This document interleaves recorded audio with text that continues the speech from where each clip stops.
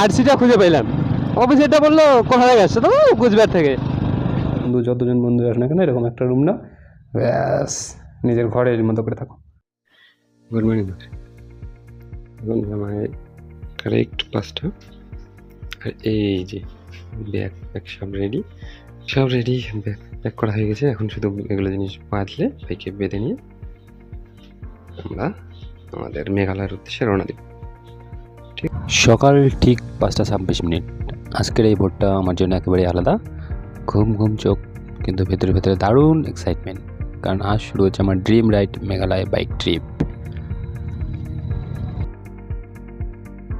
এটা আমাদের বাজার, পশারি হাট।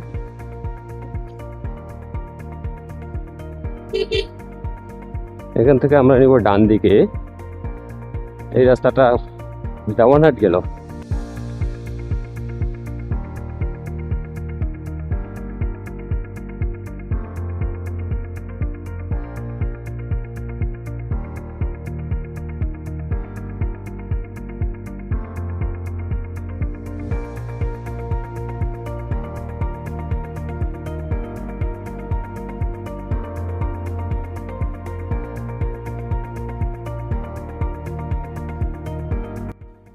মনের সাহসে বের হয়ে পড়লাম মেঘালয়ের উদ্দেশ্যে।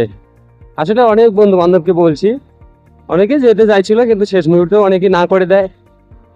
নাম বলাটা ঠিক হবে না অবশ্য, তারা তারা না করে দেয় শেষ মুহূর্তে। আমি ভাবছি যাবো সবার সাথে মিশে। একার থেকে সবার সাথে কোনো কিছু খুশির জিনিস ভাগ করে নিলে বেশি ভালো লাগে, যেন বেশি আনন্দটা বেশি মনে হয়। ঠিক আছে, কোনো ব্যাপার না, সবারই তো সমস্যা থাকে।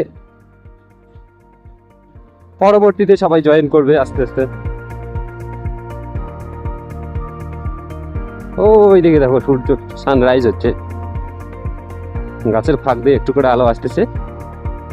সামনে গিয়ে হয়তো ক্লিয়ার দেখা যাবে।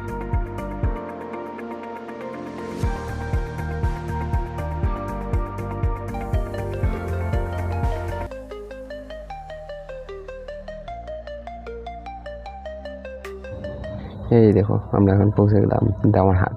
এখান থেকে আমরা নেব বাদিকে, এই যে রেল লাইনটা ক্রস করে এই যে বাদিকের দামারহাটের রেলওয়ে স্টেশন। এখান থেকে একটু আগে গিয়ে আমরা নেব ডান দিকে। এই যে এটা হলো দামারহাট হাসপাতাল। এই যে রাস্তাটা আসলো, এইখান থেকে আমরা নেব ডান দিকে। এই রাস্তাটা গেল বলরামপুর। এই রাস্তা দিয়ে গেলে আপনারা বলরামপুর যেতে পারবেন। বলরামপুর হয়ে তুফানগঞ্জ আমরা যাব। বলরামপুর হয়ে তুফানগঞ্জ। এখন আমরা আছি তুফানগঞ্জে।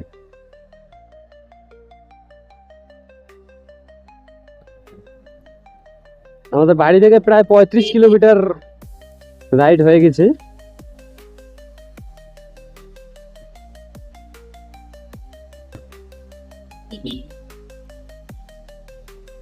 এখানে একটু দাঁড়াইলাম, দাঁড়াইয়ে চেক করলাম অডিও গুলো রেকর্ড হচ্ছে কিনা ঠিকঠাক। হেলমেটটা ভাইজরটা খোলা ছিল, তো তখন আওয়াজ আসছিল, অডিও গুলো শুনলাম, তো এখন বন্ধ করে দিলাম। ও বেশি এক্সাইটমেন্ট হলে বেশি ক্ষতি, একটু ক্ষতি, বেশি ক্ষতি নয়। এক্সাইটমেন্ট হওয়া ভালো, কারণ এক্সাইটমেন্ট না থাকলে কেমন করে যাওয়ার ইচ্ছে করবে কোথাও। ব্যাপারটা হচ্ছে এই যে রাইডিং গ্লাভস গুলো আমার রেডি করে রাখছি, শেষ মুহূর্তে বলে গেছি, এত এক্সাইটেড। এই যেখান থেকে আসাম শুরু হবে।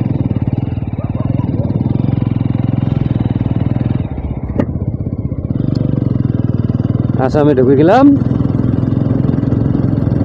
এই যে দেখেন,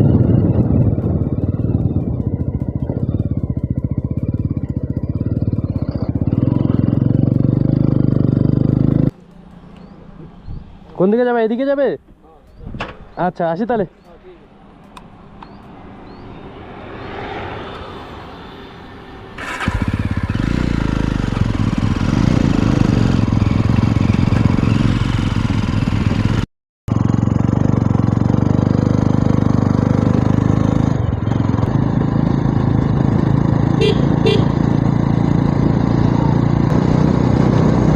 ওইখানে এক জায়গায় দাঁড়াইছি, দাঁড়ায় একটু রেস্ট করলাম, গাড়িটারও রেস্ট হলো, আমারও রেস্ট হলো, এবং একটা কাকাকে জিজ্ঞেস করলাম যে এইটা রাস্তায় ঠিক যাচ্ছি তো, আমি কনফার্ম করে নিলাম।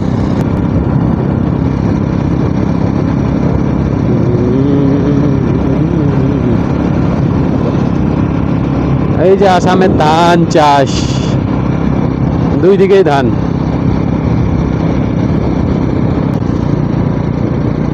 ও সামনে থেকে কত বড় বড় গাড়ি। এখান থেকে রূপসী বিমানবন্দর বা রূপসী এয়ারপোর্ট হলো বাঁ দিকে, আর সোজা গেল ধুবড়ি। এই রাস্তা দিয়ে তো এয়ারপোর্টের রাস্তা, বাঁ দিকটা, আমরা যাব সোজা।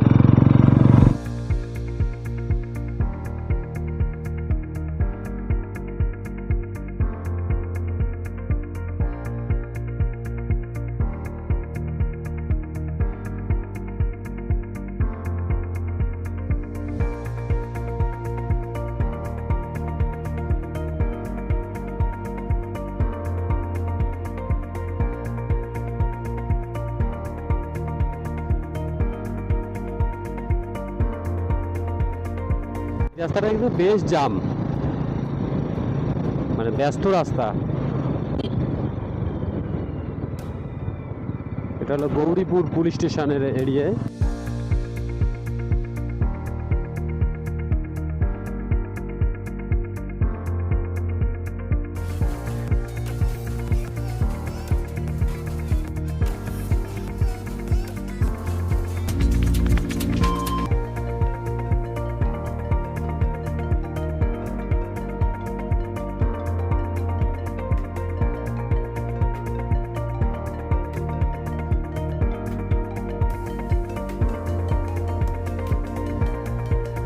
রাস্তার দুই পাশে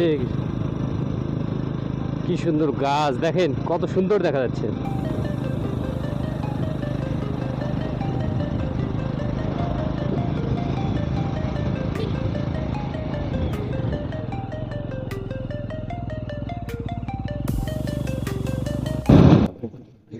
ওয়াও ওয়াও, কি ভিউ ভাই। আচ্ছা, সোলো রাইড করা আর গ্রুপ রাইড করার মধ্যে অ্যাডভান্টেজ আর ডিসঅ্যাডভান্টেজ আছে, মানে খারাপ দিক আর ভালো দিক থাকবেই, সব কিছুই থাকে। সোলো মানে একাই রাইড করতে কোথাও বের হইলে, যেমন আমি বের হয়েছি আজকে, এখানে সুবিধা হচ্ছে আমি যখন যেখানে ইচ্ছে সেখানে দাঁড়াচ্ছি, ছবি উঠছি, একা একাই নিজের সাথে গল্প করছি, নিজের সাথে কথা বলছি, নিজের সাথে চলছি, পুরো নিজেকেই নিয়ে চলছে। যখন ইচ্ছে খাবো, যখন ইচ্ছে দাঁড়াবো, যখন ইচ্ছে ঘুমাবো, কোথাও ইচ্ছে হলো দাঁড়াবো, রেস্ট করবো, আরাম করবো। আর যদি বন্ধু বান্ধব নিয়ে আসো, সবার তো ইচ্ছার একটা ব্যাপার আছে, সবার ইচ্ছে মতো একটু শোনা লাগবে, কারো খিদে লাগবে সবাই দাঁড়া লাগবে। এই জন্যে একাই আসার আলাদা মজা আছে, আবার সবার সাথে আসার আলাদা মজা আছে। সবার সাথে আসার মজাটা একটু হই হুল্লোড় টাইপের মজা, বেশি মজা। আর একাই আসার মজাটা হচ্ছে যদি কারো ফ্রিডম দরকার, স্বাধীনতা দরকার কারো, তাহলে একাই আসা ভালো। ফরেস্টটা কিন্তু বেশ বড়, তখন থেকে ওই ফরেস্টের কাছ দিয়ে চলছি, ফরেস্টের মধ্যে দিয়ে চলছি।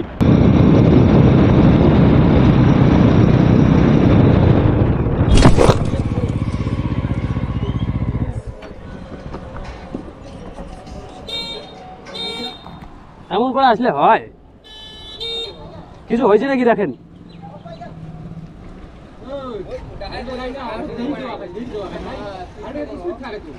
দেখো তো,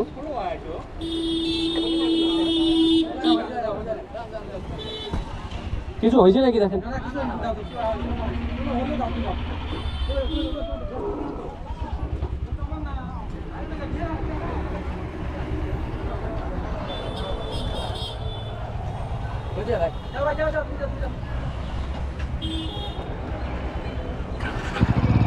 দাদা ঠিক আছে তো?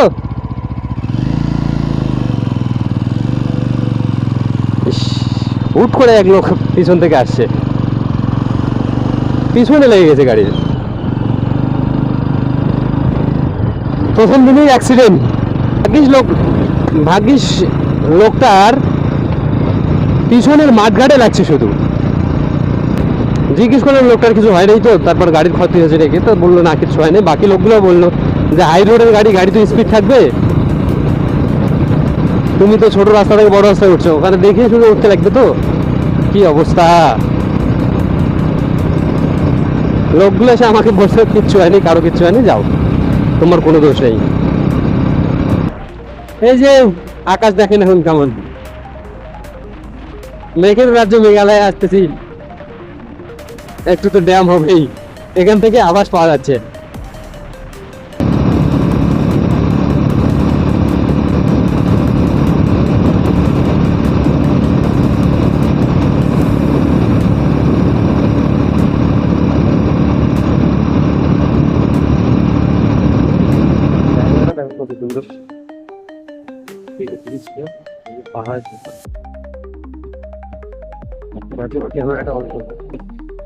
কোকরাঝাড় এখান থেকে 22 কিমি। হ্যালো বন্ধুরা, আমি যে এখন একটা খুব সুন্দর জঙ্গলের ভিতর দিয়ে যাচ্ছি, এই জন্য আবার ক্যামেরাটা অন করলাম।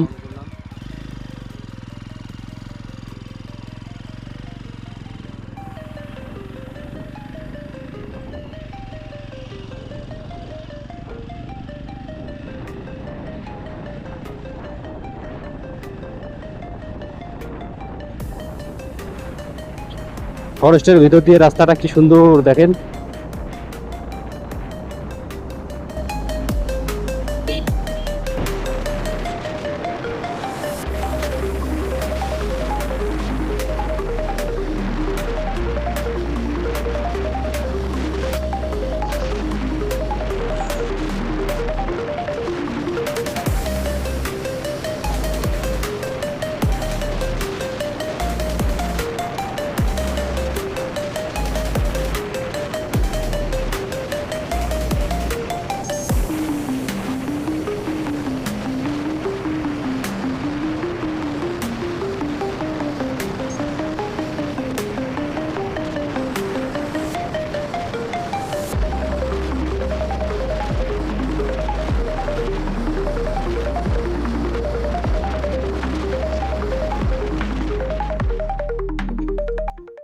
ওই যে মাঝখানে রাস্তা দিয়ে সোজাই দেখো পাহাড় দেখা যাচ্ছে।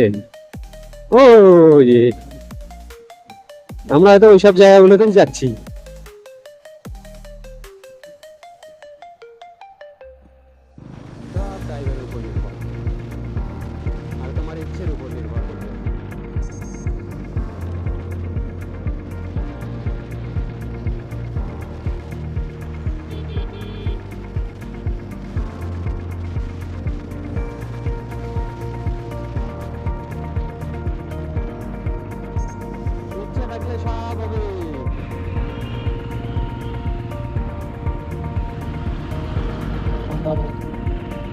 এটা কোনো একটা মার্কেট হবে, কি মার্কেটের নাম বুঝতে পারছি না।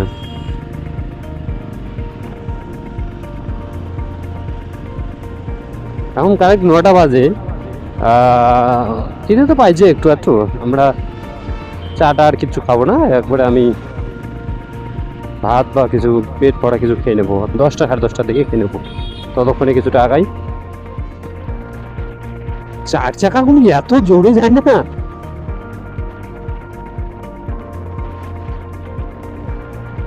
যতই পাহাড়ের কাছে আসি ততই বেশি এক্সাইটেড লাগে। তাহলে বরখাটা পাড়ালাম, বরখাটা।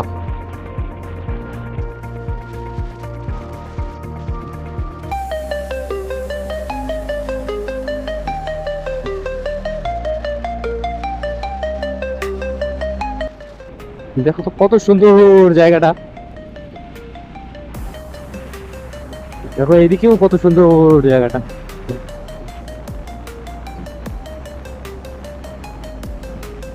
একদম ওয়াও ওয়াও, ওহ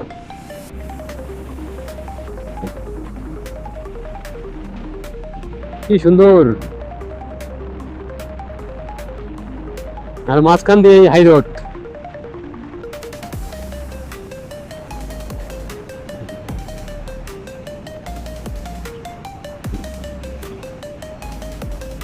ওইখানে কি, ওইখানে মনে হচ্ছে যে রাস্তাটা পাহাড়ের ভিতর দিয়ে গেছে।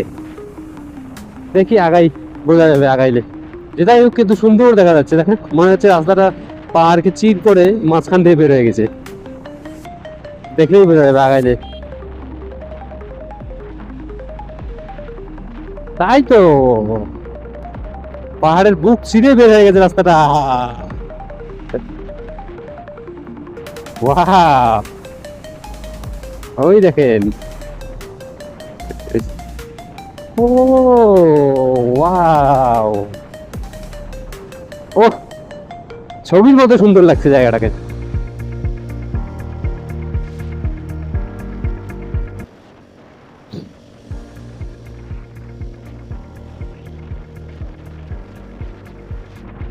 একদম মাঝখানে, দুই দিকে পাহাড়, মাঝখান দিয়ে রাস্তাটা। এহ,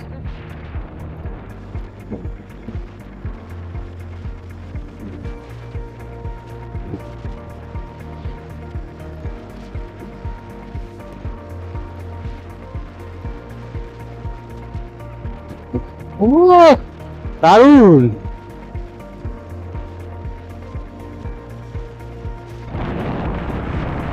এটা মনে হয় সম্পূর্ণ একটা রাস্তা হবে। এহ, এত মোটা রাস্তা হলে, এত চ্যাপ্টা রাস্তা হলে কি ভালো লাগবে। বাহ, খুব সুন্দর একটা জায়গা। দেখুন, আবার ক্যামেরাটা অন করলাম। কোন জায়গা ছাড়বো আর কোন জায়গা দেখাবো তোমাদেরকে, সব জায়গা দেখাতে ইচ্ছে করে।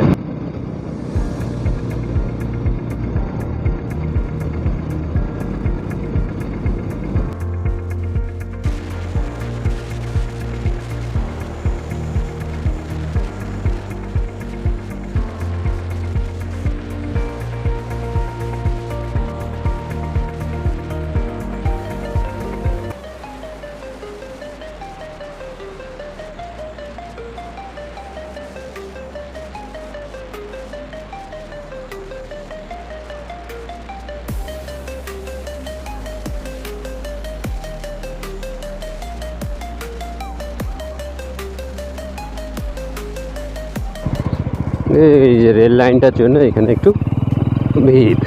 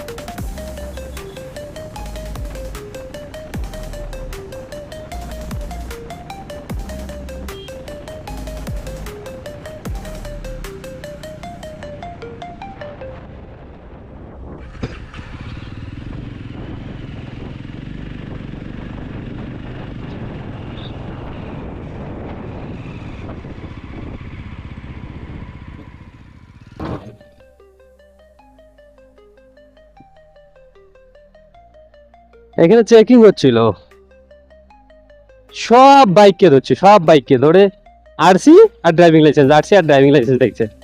আমার মোবাইলে ছিল অনেকগুলো ছবি।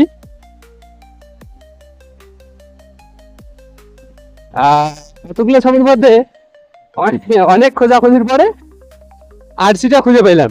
অফিসেরটা বললো কোথায় গেছে, তো গুজরাট থেকে। তা বললো লাইসেন্সটা, আমি বললাম ব্যাগে আছে, ব্যাগ খোলা রাখবে। ছবি বলে হ্যাঁ নেই। তো বলে ঠিক আছে যা। বললো যাও যাও যাও। বললো কই যাবি? বললো শিলং যাবো, মেঘালয় ঘুরতে যাবো। ঠিক আছে যাও। ব্রহ্মপুত্র নদী বলে হচ্ছে।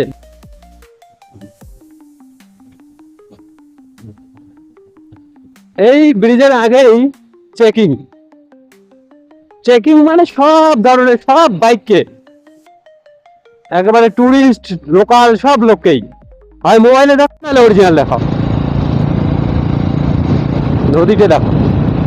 হোটেলে দাঁড়াইছি। হোটেলে এই যে খাবার, ভাত, পাঁপড়, আলু ভাজা, এই যে খাবার সব মিলে 100 টাকা। ডিম দিছে, এখনো মাংস হয় নাই রেডি। সকাল সকাল 11টা বাজে। এই ডাল দিছে অনেকগুলো। এই জলের বোতল সহ 100 টাকা। এই হোটেলটাতে খাওয়া দাওয়া করলাম, বিল হলো 120 টাকা। মাছ মাংস এখন এত সকালে রান্না হয় নাই। এখন সময় হচ্ছে 10:47। আবার বের হইলাম, দেখি কত দূর যেতে পারি। এখান থেকে গৌহাটি এখন 135 কিলোমিটার মতো। খাওয়া দাওয়া করার ঠিক 10 মিনিটের মতো বাইক চালানোর পর শুরু হয় আমাদের ডিফিকাল্টি। এই যে রাস্তাটা দেখছেন, এইটা এখান থেকে শুরু করে প্রায় 80-85 কিলোমিটার পর্যন্ত একদম ভাঙা রাস্তা, আর এরকম ধুলো বালি দিয়ে ভরা। এই রাস্তাটাতেই আমাদের পরিস্থিতি একটু খারাপ হয়, তাছাড়া সবই ঠিক আছে। এই জন্য বলবো যে আগামীতে যদি কেউ আগামী 1-2 মাস বা 3 মাসের মধ্যে যদি এই রাস্তা দিয়ে গৌহাটি আসা অ্যাভয়েড করো।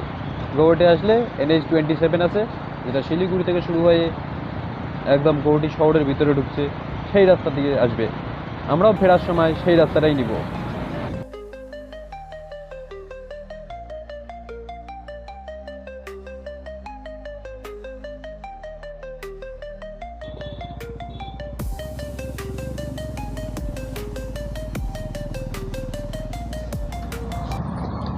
এই হলো অবস্থা শরীরের। এই যে রাস্তাটা, এই রাস্তা থেকে এসে এইদিকে দাঁড় করেছি বাইকটা। দেখো বাইকের কি অবস্থা, ব্যাগের কি অবস্থা, হেলমেটের।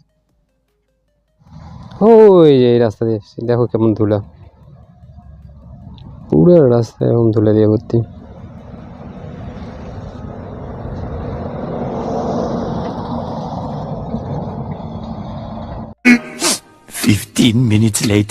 মোটামুটি 15-20 মিনিট রেস্ট নিলাম। এখন আর এখানে বেশিক্ষণ দেরি করা যাবে না। টাইম এখন 1:37 বাজে। এখন এখান থেকে বের হবো।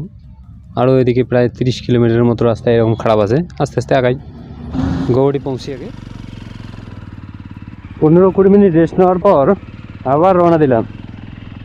এই রাস্তা, এই রাস্তা দেখলে দেখো তো কি ধুলা, কি অবস্থা। A few moments later.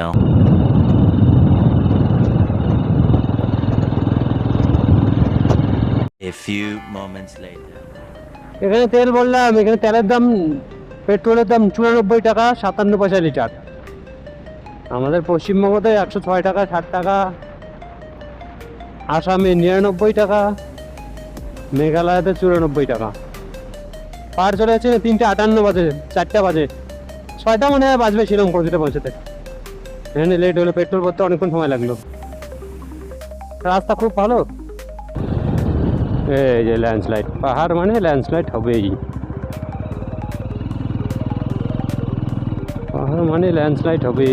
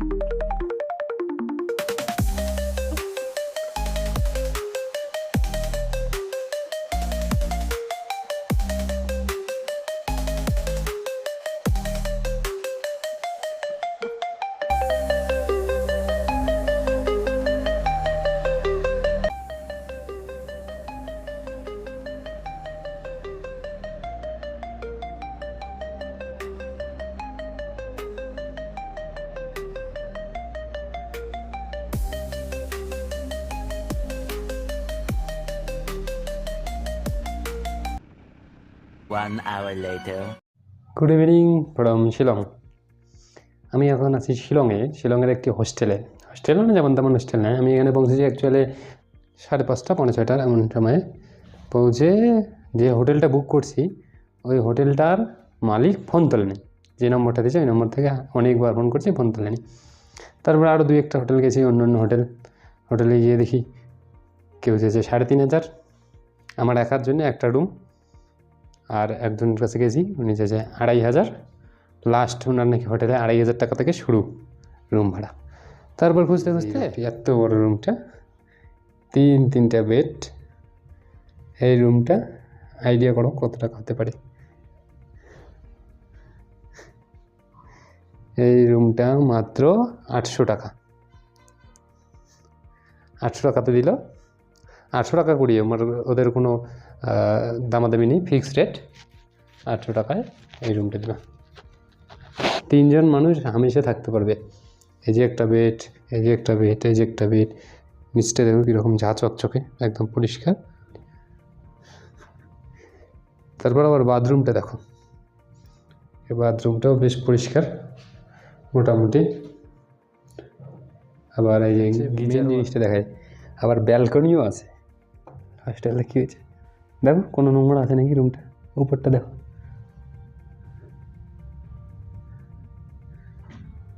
3-4 জন 5 জন বন্ধু, যতজন বন্ধু আসে না কেন, এরকম একটা রুম না, ব্যাস নিজের ঘরের মতো করে থাকো।